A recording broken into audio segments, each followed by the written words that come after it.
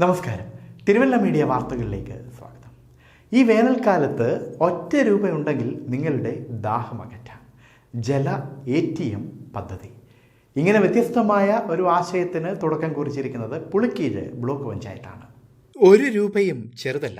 കൊടും വേനലിൽ ഒരു കുപ്പി ശുദ്ധജലം കിട്ടാൻ ആ 1 രൂപ മതി.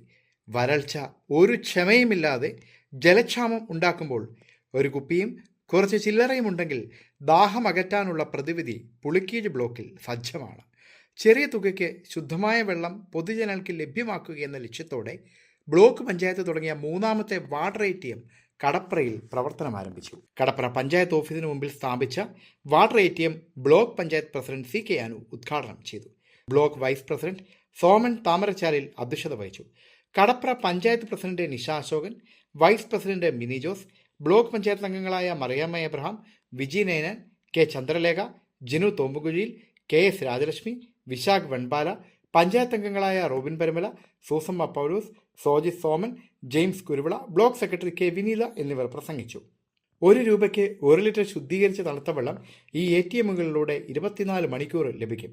തൊട്ടടുത്തുള്ള കിണറ്റിൽ നിന്ന് മോട്ടോർ ഉപയോഗിച്ചെടുക്കുന്ന വെള്ളമാണ് വാട്ടർ ATMയിലൂടെ ലഭിക്കുന്നത്. News desk, Thiruvalla media.